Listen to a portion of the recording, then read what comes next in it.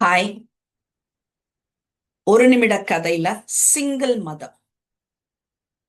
அவளுக்கு பின்னால யாரும் இல்ல, முன்னால ஒரு குழந்தை மட்டும். அவளுக்கு பின்னால சப்போர்ட் பண்ண யாருமே இல்ல, ஆனா முன்னால பார்த்தா ஒரு குழந்தை இருக்கு. என்ன பண்ணுவா அவ? 25 வயசுல வாழ்க்கையே முடிஞ்சு போச்சு. புருஷன் இல்ல, கையில ஒரு 3 வயசு குழந்தை, கடன் பாக்கி. சொந்தம் என்ன பண்ணுவாங்க இந்த மாதிரி நிலையில? எல்லாருமே விட்டு தூர விலகி போக தான் பார்ப்பாங்க. யாரும் வந்துட்டு நான் இருக்கேம்மா உனக்கு அப்படின்னு சொல்றதுக்கெல்லாம் யாரும் வரமாட்டாங்க. யார்கிட்டயாச்சும் ஒரு 10 பைசா கடன் கேட்டு பாருங்க. இல்ல இந்த மாதிரி என் நிலைமை இருக்கு, என் புருஷன் இறந்துட்டாரு, குழந்தைக்கு ஃபீஸ் கட்டணும் அப்படின்னுட்டு யார்கிட்டயாச்சும் கடன் கேட்டு பாருங்க. இன்னைக்கு வேணா செய்யறதுக்கு தயாரா இருப்பாங்க. எப்படின்னாக்கா வீடியோ கேமரா எடுத்து வச்சுட்டு ரீல்ஸ் போடுறதுக்காக செய்யறதுக்கு அவங்க கொடுக்குற ரூபாவை திருப்பி வாங்கிப்பாங்க. அது வேற விஷயம் அது.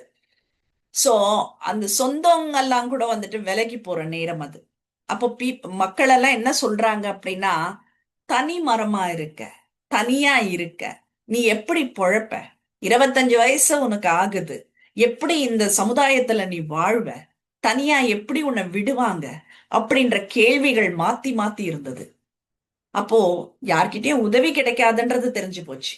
அப்ப என்ன பண்றாங்க? காலையில அவங்க வீட்டுல, குடுத்தனம் இருக்கிற வீட்டுல, அந்த வாடகைக்கு இருக்கிற வீட்டுல காலையில அவங்க வீட்டுல போயிட்டு பாத்திரம் தேய்க்கிறது, மத்தியானம் டெய்லரிங் பண்றது, ராத்திரியில ஆன்லைன் டேட்டா என்ட்ரி பண்றது, தூங்குறது 4 மணி நேரம்.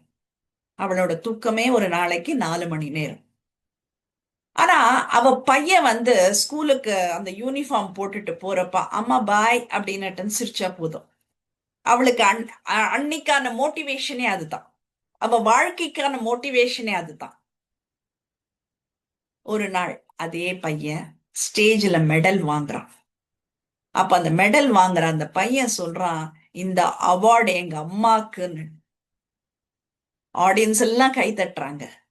அவளுக்கு என்ன பேசுறதுன்னு தெரியல, கண்ல அப்படியே தண்ணி கொட்டுது. அவ சொன்ன ஒரே வார்த்தை, என் வாழ்க்கை என்ன தனியா விட்டுடுச்சு, ஆனா நான் என்ன விடல. சிங்கிள் மதர் எப்பவுமே ஸ்ட்ராங்கஸ்ட் உமன் தாங்க.